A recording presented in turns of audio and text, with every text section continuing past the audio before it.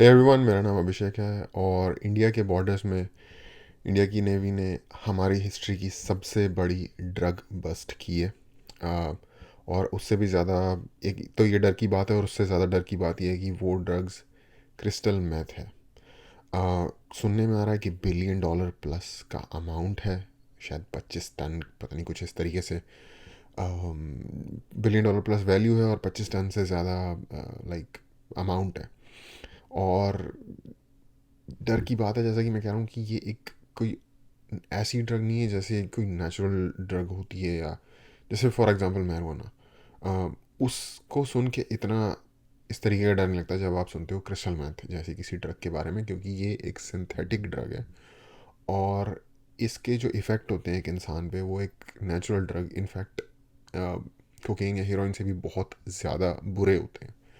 बहुत सारे इसके ऊपर मीडिया में, सिनेमैटिक यूनिवर्स में इसके ऊपर काम हो रखा है। अगर आप ब्रेकिंग बैड, एक शो है, बहुत फेमस शो है, मेरा all time favourite number 1 show है। इसलिए नहीं क्योंकि उसमें ड्रग की बात हुई है, इसलिए क्योंकि उसमें एक डीपर ह्यूमन सिचुएशन और लाइक साइकोलॉजी वगैरह की बात हुई है। लेकिन उस ड्रग उस शो का एक मेन जो थीम है वो क्रिस्टल मेथ है, जो ड्रग है उसके बैकग्राउंड पे है या फिर उसके फोरग्राउंड पे है। तो उसमें आपको दिखता है कि इफ़ेक्ट्स क्या होते हैं। हालांकि बहुत ज़्यादा नहीं कवर किया गया, बट एक कैरेक्टर है उस शो में, मैं ख़राब नहीं करूँगा, जो उसी ड्रग में होता है और उसकी जो हालत है वो ह्यूमन नहीं है। इट्स लोग इंसान नहीं रह जाते। इस ड्रग के ऐसे इफेक्ट होते हैं। फॉर एग्जांपल बहुत सारे लोग आ जाते हैं जो डिफेंड करते हैं मैरिजुआना वगैरह को। आई डोंट थिंक कि मैथ को कोई डिफेंड करेगा कि ये अच्छा है इंसान के लिए।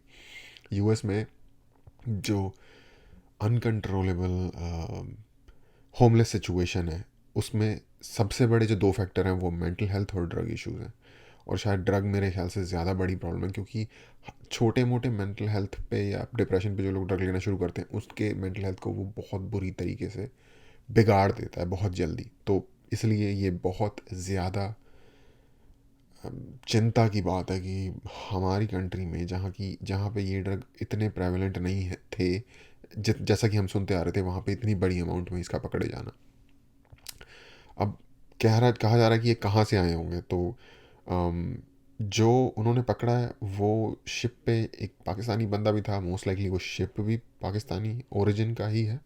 उसको काइंड ऑफ मदरशिप कहा जाता है, जो कि लाइक जस्ट इंटरनेशनल वाटर में रहता है। और जो स्मगलर्स हैं वो जाके वहाँ से ड्रग ले लेते हैं और आ जाते हैं छोटी छोटी बोट्स में। ये एक कॉन्सेप्ट है ड्रग पेडल करने का। तो एक तो इसमें पाकिस्तान का ऑफ कोर्स डायरेक्ट हैंड दिख रहा है।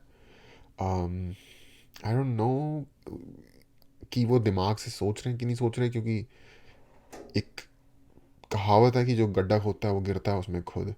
पाकिस्तान में ऑलरेडी ड्रग्स की एडिक्शन की बहुत बड़ी प्रॉब्लम है। इसके ऊपर डॉक्यूमेंट्रीज बन चुकी हैं, आज से नहीं, ऑलमोस्ट 10-10 साल पुरानी डॉक्यूमेंट्रीज आपको इंटरनेट पे मिल जाएंगी कि वहाँ पे इस चीज़ की कितनी बड़ी प्रॉब्लम है। बट आई डोंट नो, वो फिर भी इस चीज़ को और ज़्यादा प्रोड्यूस कर रहे हैं। वो सोच रहे हैं कि ये वो अगर बाहर करेंगे तो उनके वहाँ नहीं होगा, जिससे कि वो ऑलरेडी जो उन्होंने आतंकवाद मचाया था उसमें वो ऑलरेडी इस चीज़ से परेशान हो चुके हैं। लेकिन अब वो एक नए, आई गेस, तरीके से अपने आप को और परेशान करना चाहते हैं, दूसरों को परेशान करते हुए। शायद ये दूसरा अफ़गानिस्तान है उनके बॉर्डर पे, आई डोंट नो। वहाँ से हेरोइन वगैरह की सप्लाई बहुत आती है। बट क्योंकि ये एक सिंथेटिक ड्रग है, इसको बनाने के लिए हीरोइन वगैरह की डायरेक्ट ज़रूरत नहीं है आपको। आप इसके जो प्रीकर्सर केमिकल्स होते हैं उसके थ्रू भी इसे बना सकते हैं। और अगर आप मेरे से पूछोगे कि ये तुम्हें कहाँ से पता चला, तो मैंने उस शो से ही सीखा है। शो काफ़ी एक्यूरेट था, तो आई गेस ये इन्फॉर्मेशन भी एक्यूरेट होगी उस पर।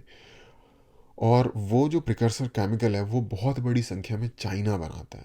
तो I don't know, of course जो नेशनल पकड़ा गया है वो पाकिस्तानी नेशनल है, बट इसमें चाइना का भी एक बहुत बड़ा हाथ है, क्योंकि चाइना एक मेथ से भी, अगर आप विश्वास करो या ना करो, ख़राब ड्रग होती है जिसका नाम है फेंटेनल। फेंटेनल ने अमेरिका में एक बहुत बड़ी त्रासदी, ह्यूमन त्रासदी इस वक्त, कैटेस्ट्रॉफी जिसको कहते हैं, क्रिएट की हुई है। और अगर आप ट्रेस करोगे उसका, तो उसका मैक्सिमम ओरिजिन चाइना से होता है। और बहुत सारे जो थिंकर्स हैं यूएस में, उनका ये कहना है कि यूएस की जो ह्यूमन पोटेंशियल है उसको डैमेज कर रहा है चाइना ओवरटेक करने के लिए इस तरीके से, ये जो कि कितनी सिनिस्टर बात है।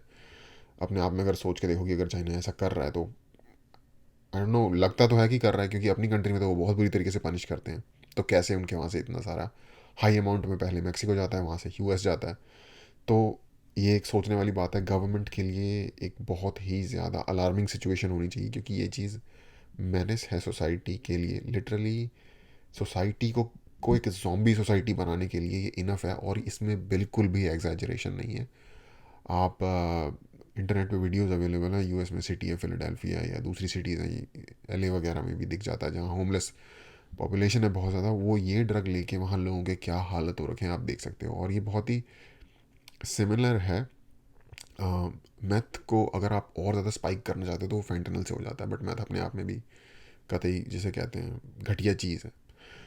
जैसा कि मैं कह रहा हूँ, ये ह्यूमन क्वालिटी को इफेक्ट करेगा, हमारी सोसाइटी को अंदर से सड़ा सकती है ये चीज़।